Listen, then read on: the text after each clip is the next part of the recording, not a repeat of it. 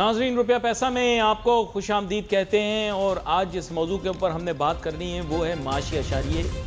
और माशी अशारिये मुल्क के किस सम्त में जा रहे हैं ये देखना बहुत ज़्यादा ज़रूरी है। पिछले साल की निस्बत इस साल के माशी अशारिये देखे जाएँ तो वो बेहतर लगेंगे आपको, बेहतर तो लगेंगे, लेकिन एक माशी अशारिया है जो कि बहुत ज़्यादा कंफ्यूजिंग है, जिसकी वजह से बहुत ज़्यादा गलत एस्टिमेट्स लग जाते हैं। वो है इन्फ्लेशन, यानी कि महंगाई की शरह, महंगाई बढ़ने की शरह। अब प्रॉब्लम यह है कि महंगाई बढ़ने की जो शरह है वो पाकिस्तान के अंदर एक साथ बहुत ज़्यादा हो गई थी 2021 में, 2022 में, फिर सब्सिक्वेंटली 2023 में। तो इन 3 सालों के अंदर महंगाई की शरह बहुत ज़्यादा रही। ये ट्रेंड इसके कंट्रोल में आता हुआ ये कि 2024 के ज़ैनित तक क्या हुआ कि ये और ज़्यादा महंगाई बढ़ गई। फिर उसके बाद इस पर काबू पाने के लिए बड़े अहम इक़दाम लिए गए, स्मगलिंग को रोका गया, दीगर और इक़दाम किए गए। ये जो जिसे हम कहते हैं ज़ख़ीरा अंदोज़ी, इसको रोकने के लिए इक़दाम किए गए। प्राइस कंट्रोल का भी कुछ रोल होगा, मुझे उसका अंदाज़ा नहीं, लेकिन इन्होंने कोशिश करके किसी तरह उसको काबू में करने की कोशिश की। अब इशू क्या है? इशू देखें, इशू आप तो लोग अभी तक समझ ही नहीं पाए कि इन्फ्लेशन की वजह दरअसल बनी क्या। देखो ना, माशी अशारिये पाकिस्तान के ख़राब नहीं थे, ना हैं। प्रॉब्लम क्या थी ये अभी तक पाकिस्तानी अवाम को समझ ही नहीं आई। मैं तो ये कहता हूँ बहुत सारे पॉलिसी मेकर्स को भी समझ नहीं आई। देखिए, रूट ऑफ द प्रॉब्लम जो थी वो डॉलर की कदर में तेज़ी से इजाफा थी। एक ज़माने में डॉलर की कदर में इजाफा शुरू हुआ तो मैंने यहीं प्रोग्राम में बैठकर काफ़ी शोर मचाया। ये वक्त तब था जब मिफ्ता इस्माइल साहब पहली मरतबा वज़ीर ख़जाना बने थे, और उनके आने के बाद मुझे ऐसा महसूस हुआ जैसे उन्होंने पाकिस्तान की फॉरेन एक्सचेंज की जो पॉलिसी है उसमें कुछ रद्दोबदल किया। डॉलर की कदर में इजाफा शुरू हुआ। ये सिलसिला अगली आने वाली हुकूमत जो थी उसमें भी जारी रहा। मिफ्ता इस्माइल साहब की पहली जो first stint as finance minister, अब तो इनका फॉल आउट हो गया ना नून लीग के साथ। मैं आपको बता सकता हूँ ये कभी भी नहीं बन सकते थे फाइनेंस मिनिस्टर। ये तो नून लीग ने इनके ऊपर कुछ भलाई की, और सबसे अहम चीज़ ये कि अल्लाह का करम हुआ, वरना इनका फाइनेंस मिनिस्टर बनना तो नामुमकिन था। इनका ना कोई ताल्लुक ना कोई वास्ता।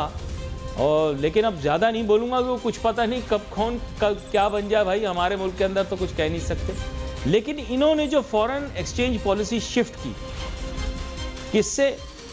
वो फॉरेन एक्सचेंज पॉलिसी जो इसहाक डार साहब मेंटेन किए हुए थे, और उससे डॉलर की कदर को बैलेंस में रखा हुआ था, कंट्रोल किया हुआ था। इन्होंने आते ही क्या किया? शुतर बेमुहार छोड़ना शुरू किया। ये पहला स्टेप था। जब ये मामला हुआ मैंने बहुत शोर मचाया कि जनाब ये गड़बड़ हो गई। इनकी गड़बड़ काफ़ी नहीं थी तो अगले वज़ीर ख़जाना भी आ गए। अब मौसूफ का नाम लेने की ज़रूरत नहीं है, अब माजी की बातें क्या याद करनी। बाहर काफ़ी दफ़ा उनके मुतालिक बात कर चुका हूँ, अब तो गुस्सा आ जाता है कभी कभार सुन के भी।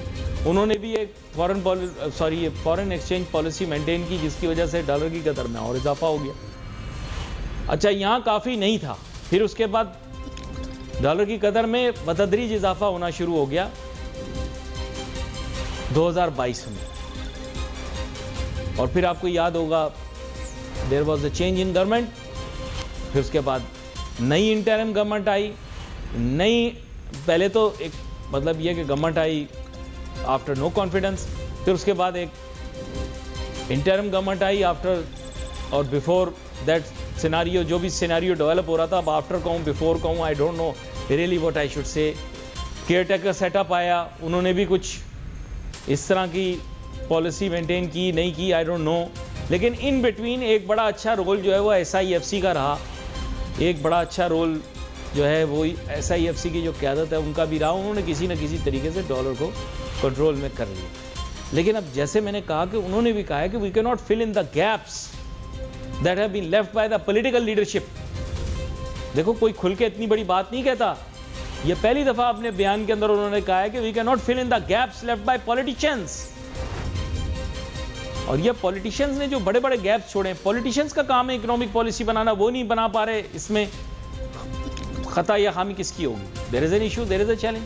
खैर एनीवे, अभी मौजूदा फाइनेंस मिनिस्टर कोशिश कर रहे हैं, लेकिन of course we know better and he knows better also कि IMF की सुननी पड़ेगी। अब IMF कह क्या रहा है इसके बारे में बात करेंगे। अब हमें ज्वाइन कर रहे हैं जनाब अकमल चौधरी साहब, जो कि बारहा हमारे प्रोग्राम में तशरीफ़ लाते हैं और मईशत पर बात करते हैं। वेलकम करता हूं आपको शो में अकमल चौधरी साहब। जी बहुत शुक्रिया। अकमल चौधरी साहब, ब्रेक पर जाने से पहले मैं ये बात कर रहा था कि पाकिस्तान के माशी अशारिये पिछले साल की निस्बत इस दफ़ा बेहतर ज़रूर हैं, लेकिन पिछले सालों की निस्बत अगर लिया जाए, यानी कई सालों की निस्बत, तो शायद इम्प्रूवमेंट जो है वो बड़ी ग्रेजुअल नौयत की दिखेगी। लेकिन जो प्रॉब्लमैटिक हमारे यहाँ इकोनॉमिक इंडिकेटर है वो इन्फ्लेशन है, और इन्फ्लेशन बढ़ने की बुनियादी वजह डॉलर की कदर में इजाफा है। तो मैं आज इस मौजू पे ज़रा बात कर रहा था कि माशी अशारियों में बेहतरी तो आई, लेकिन वो जो एक कंफ्यूजिंग इकोनॉमिक इंडिकेटर इन्फ्लेशन है, उसकी वजह से सारा मज़ा जो है वो फीका हो गया। क्या कहते हैं आप? जी आपकी बात में जो है ना वो बिल्कुल वजन है कि इन्फ्लेशन जो है वो नो डाउट के पिछले साल के मुकाबले में कम हुआ है।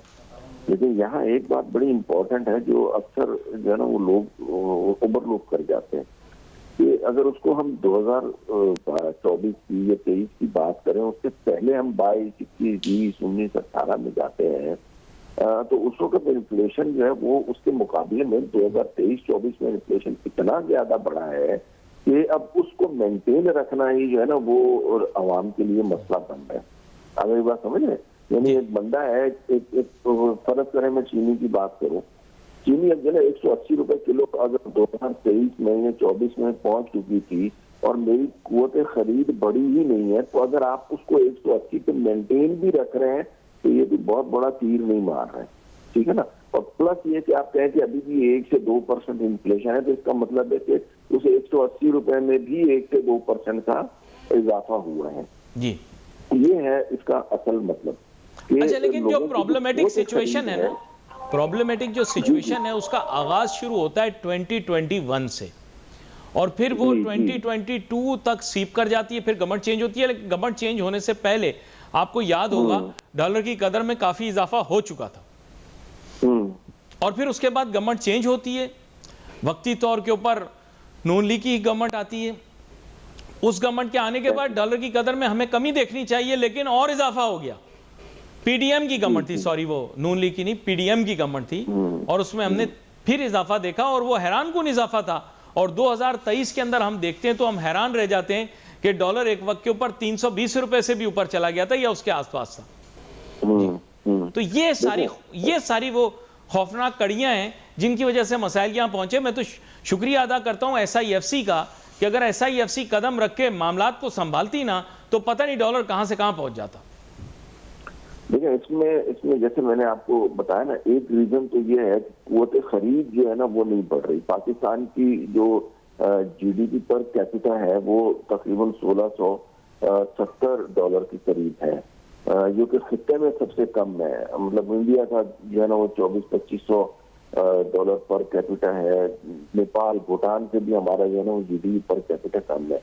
तो क्योंकि हमारी इनकम में इजाफा नहीं हो रहा, तो इसलिए अगर वो महंगाई पिछली सतह के ऊपर भी बरकरार रहती है या पिछले साल के लेवल के ऊपर भी बरकरार रहती है, तो उसका इम्पैक्ट जो है वो नजर नहीं आ रहा होता। दूसरी तरफ अब आप बात कर रहे हैं डॉलर की, तो उसकी सबसे जो बुनियादी वजह डॉलर, महंगाई की वजह जो है वो डॉलर है, और डॉलर के रेट में इजाफे की वजह जो है ना वो हमारे ज़र मुबादला के ज़खायर हैं। और ज़र मुबादला के ज़खायर जो है वो हमारे आपको पता है कि इस वक्त तकरीबन 18 से 19 बिलियन डॉलर तक पहुंच चुके हैं, जिसमें तकरीबन 12 बिलियन डॉलर वो हुकूमत के हैं और बाकी 7 बिलियन डॉलर जो है वो कमर्शियल बैंक के हैं।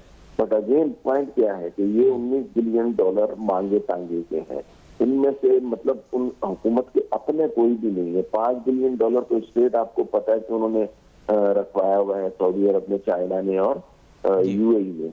इसके अलावा जो रिमेनिंग जो आपके पास ज़र मुबादले के ज़खायर हैं वो सारे रोल ओवर के नतीजे में जो कर्जे हुकूमत रोल ओवर आगे करवाती जा रही है, उसकी वजह से वो सारे ज़र मुबादला के ज़खायर जनरेट हो रहे हैं, और उसके ऊपर हैवी सूद जो है वो हुकूमत पाकिस्तान को अदा करना पड़ रहा है। और उसका नतीजा ये हो रहा है कि आपके जो कर्जे हैं उनमें मुसलसल इजाफा होता जा रहा है। आपकी जो बैरूनी सूद की अदायगियां हैं, अंदरूनी सूद की अदायगी में तो कमी हो रही है, लेकिन जो आपकी बैरूनी सूद की अदायगियां वो बढ़ती जा रही हैं। और एज ए रिजल्ट आप देखेंगे पिछले 2 साल में पाकिस्तान का वो जो बैरूनी कर्ज है वो 133 अरब डॉलर तक पहुंच चुका है, जबकि हमें जो है वो इससे कोई खातिर ख्वाह कहीं से इमदाद नहीं मिली, सिर्फ और सिर्फ हमने कर्जों को रोल ओवर कराया है।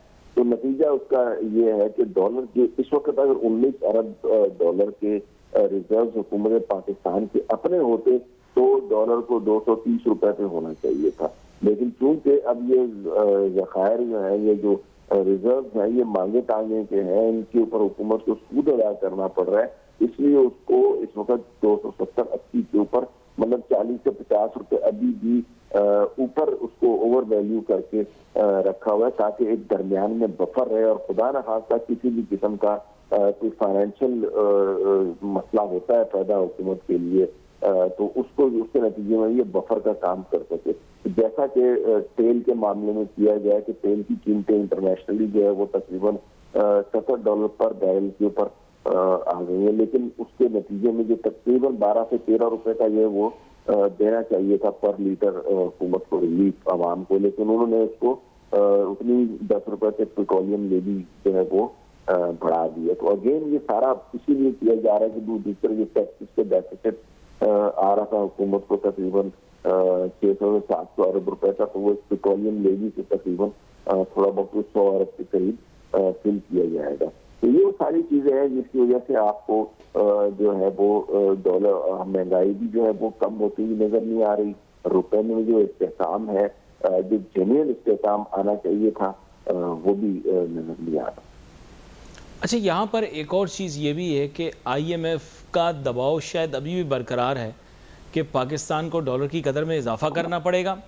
इसके अलावा फिस्कल पॉलिसी भी हमारी जो है वो रिव्यू के अंदर है। मॉनेटरी पॉलिसी का तो आपने देख ही लिया, हमारे बिजनेसमैनों ने बहुत रौला रप्पा डाला, बहुत शोर मचाया, लेकिन IMF शायद यहाँ मौजूद था, इस वजह से गवर्नमेंट ने कोई भी मिस स्टेप नहीं लिया, बल्कि जो है वो मॉनेटरी पॉलिसी को रिटेन किया जहाँ पे था। मेरा तो ये ख्याल है, आपकी क्या राय?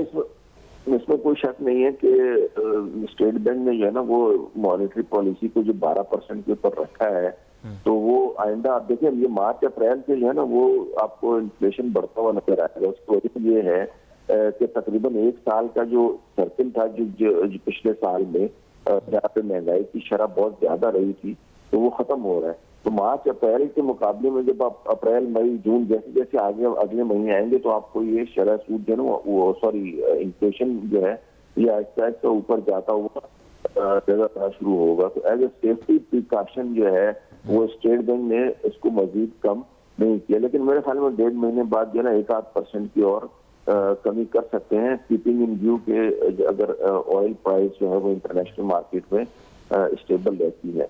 और IMF की जहाँ तक आप बात कर रहे हैं, मैं क्या पाकिस्तान का कोई भी आप इकोनॉमिस्ट उठा लें, अगर कोई भी IMF के इक़दाम की हिमायत कर दे तो जो आप मुझे सजा देना चाहें मुझे कबूल होगी। IMF जो है ना वो इस चीज को इंश्योर कर रहा है कि पाकिस्तान जो है वो किसी भी तरीके से अपने पांव पर खड़ा ना हो सके। इस चीज की मतलब आज तक IMF ने उन चीजों के ऊपर कोई पाबंदी नहीं लगाई है, उस चीज के ऊपर कोई मसाइल मतलब कभी आपने सुना है कि इसने बोला हो IMF ने कि आपने जो है ना गुर्बत की शरह इतनी रखनी है, कभी IMF ने बोला कि आपने इन्फ्लेशन की शरह इतनी रखनी है? नहीं, लेकिन वो तो अपनी मैंडेट ही नहीं है ना, वो कहता भाई वो बोलेगा मेरा मैंडेट ही नहीं है, मेरा मैंडेट तो बस ये है कि दुनिया भर के अंदर क्यों नहीं है। जब देखिए ना, जब हमारा बजट IMF बना रहा है, जब हमारा बजट IMF बना रहा है और हुकूमत को बाकायदा टारगेट दिए हुए कि आपने जो है वो प्राइमरी जो सरप्लस है वो 1% ऑफ GDP तो कम से कम आपने मेंटेन करना है। आपका टोटल बजट का सारा 6% ऑफ GDP से ऊपर नहीं होना चाहिए। आपका जो है वो टैक्स टू GDP रेशियो 13% होना चाहिए। आपने जो इंटरबैंक का पॉलिसी रेट की जो पॉलिसी है या जो फॉरेक्स रेट्स हैं उनको मार्केट डिटरमिनेंट रखना है। आपने जो है वो टैक्स इस्लाहात करनी है। आपने गरीब आदमी का खून निचोड़ना है। तो जब ये चीजें हो सकती है तो हुकूमत को ये टारगेट क्यों नहीं दे सकता IMF कि आपने जो है ना वो इन्फ्लेशन गुर्बत को आपने इतना रखना है, इन्फ्लेशन को इतना रखना है, लेकिन उनका असल में तो टारगेट ही वो नहीं है ना। उन्होंने वो इस चीज को इंश्योर करना है कि हुकूमत जो है वो किसी भी तरीके से इनके ट्रैप से निकलने ना पाए। वो इस चीज को अप्रिशिएट करेंगे कि आप जितना मर्जी है कर्जा लें, वो उसके ऊपर उनको कोई गम नहीं है, कभी नहीं बोलेंगे कि यार आपने इतना ज्यादा कर्जा क्यों लिया? आप जितना कर्जा लेंगे वो अप्रिशिएट करेंगे, हाँ फलाने से भी लो, फलाने से भी लो, जिस रेट पे लेते लो तो हम आपको सर्टिफाई करेंगे। तो IMF का तो टारगेट ये है कि मुल्क जो है वो मकरूज हो। तो एक मकरूज मुल्क कैसे अपने पांव के ऊपर खड़ा होगा, इसका जवाब जो है ना वो ना IMF दे सकता है, ना हुकूमत दे सकती है, ना ही कोई मईशतदान दे सकता है। इसलिए हम लोग तो कभी भी IMF की पॉलिसीज जो है उनको बिल्कुल एंडोर्स नहीं करते, बल्कि जो भी IMF की जो स्ट्रेटेजिक पॉलिसीज हैं हम उसको उल्टा डिफर करते हैं कि ये बिल्कुल ऐसी पॉलिसी है कि पाकिस्तान इस डेट ट्रैप में फंसा रहे। और वो आपको नजर भी आ रहा है कि पाकिस्तान के कर्जे मुसलसल बढ़ते जा रहे हैं, पाकिस्तान की बैरूनी सूद की अदायगियां मुसलसल बढ़ती जा रही है, उसमें कोई कमी नहीं हो रही। IMF ने 7 साल प्रोग्राम किया, 50 साल प्रोग्राम भी रहे, आप यही कर्जदार मुल्क रहेंगे, आप माशी तौर के ऊपर IMF के ऊपर डिपेंडेंट होंगे, आपका बजट IMF बनाएगा, आपकी सारी पॉलिसी हटा के कानून और इंसाफ को भी जो है ना वो IMF देखेगा।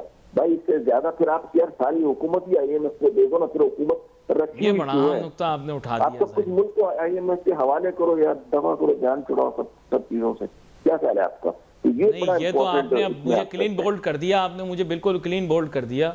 अब मुझे समझ में नहीं आ रहा है कि इसका जवाब ढूंढ के कहाँ से लाऊं, क्योंकि बुनियादी बात यह है कि उनके मैंडेट में ये तमाम चीज़ें शामिल तो नहीं है, लेकिन जैसे अब आप बोल रहे हैं कि उन्होंने शामिल कर ली हैं और इन मामलात के ऊपर उन्होंने गुफ्तगू भी की है, there is no doubt about it.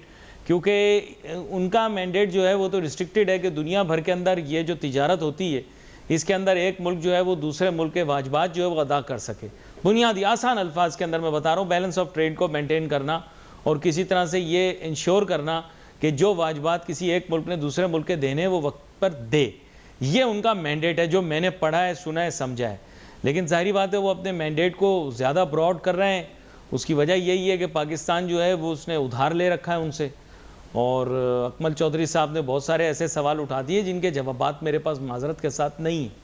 लेकिन इसी को अब आगे एक्सप्लोर करके चलते हैं। थोड़ा सा मैं आपको ये गेज करना चाहता हूँ इस मामले में कि भाई अब तो बजट बनने वाला है, अब तो फिस्कल पॉलिसी की तैयारी हो रही है, आपके एक्सपेंडिचर्स और इनकम की बात होगी, लेकिन इसमें से बहुत बड़ा जो एक मतलब हिस्सा होगा वो तो लोन रीपेमेंट्स की तरफ चला जाएगा, असल और सूद की तरफ। इसके बारे में भी तो थोड़ा बताएं ना हमें।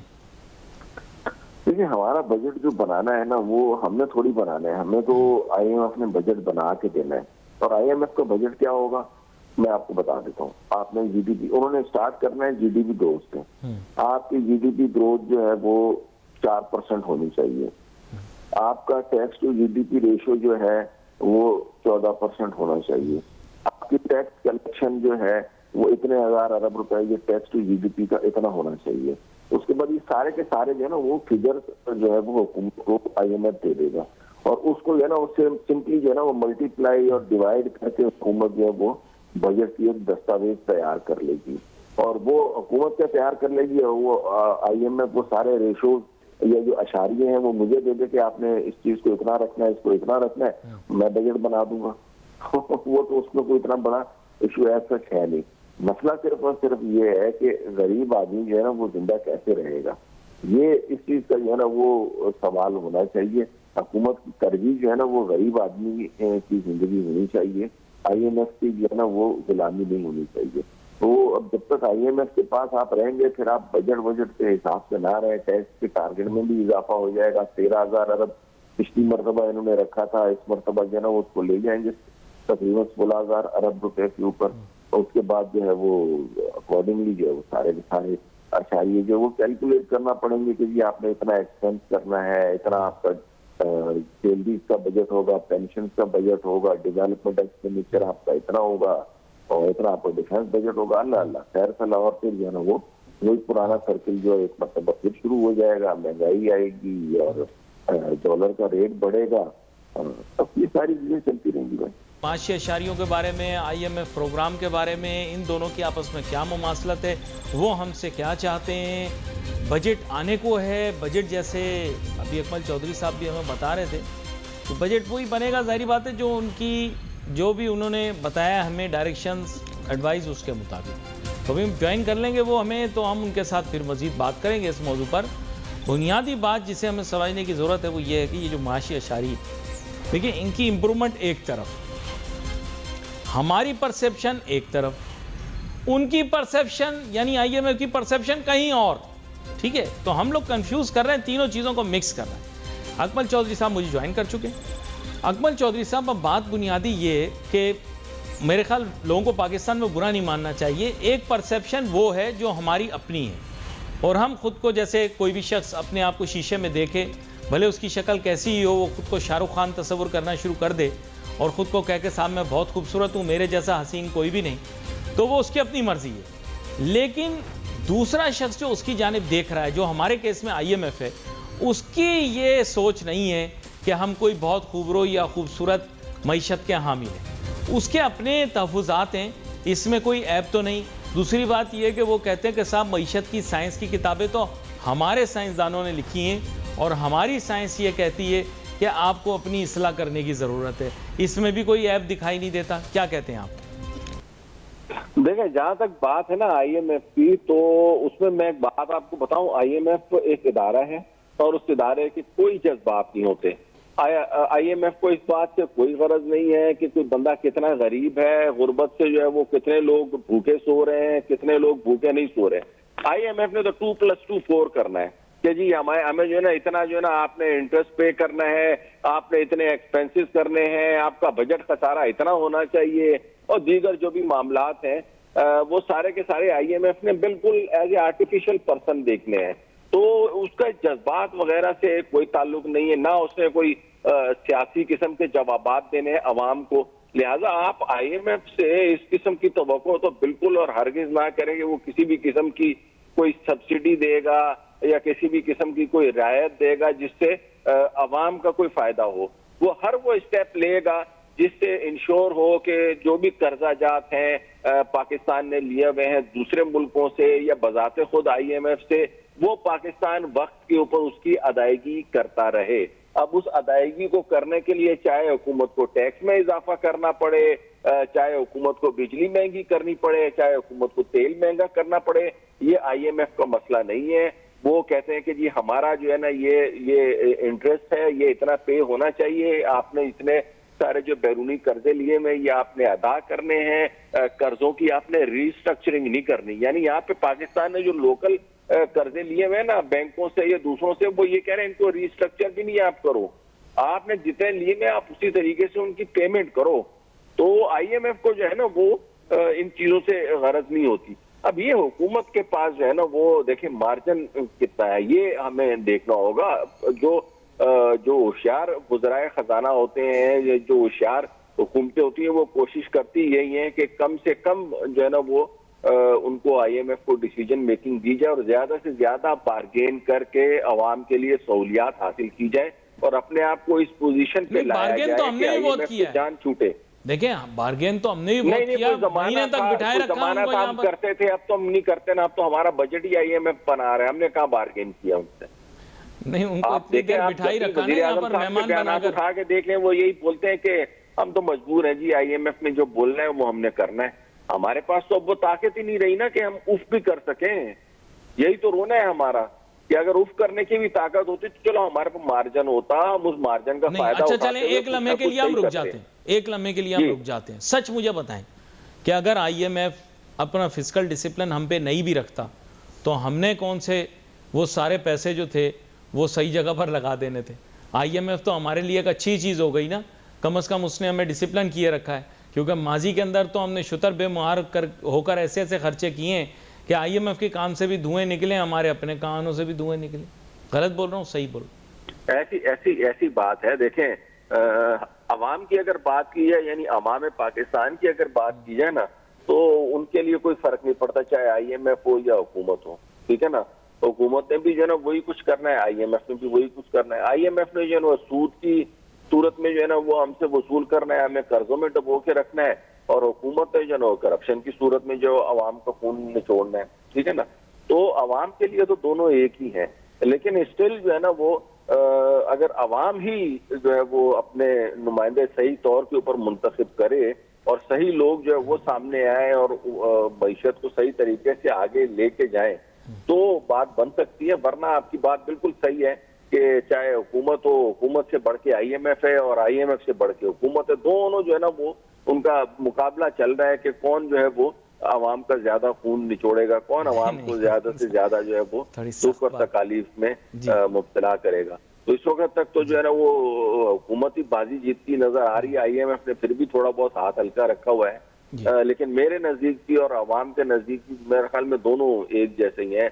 और थोड़ी सब सख्त बात जो है भी ना हो वो गई, लेकिन बात यह है कि ज़ाहिरी बात है, हालात वाक़यात मामलात के ऊपर तज्ज़ियाकार अपनी राय ज़रूर रखते हैं। आपका बहुत शुक्रिया, आप शो में हमारे साथ शामिल हुए। नाज़रीन, we wait for your messages on Facebook. Ali Nasir हमारी टीम को इजाज़त दीजिए। अल्लाह हाफ़िज़।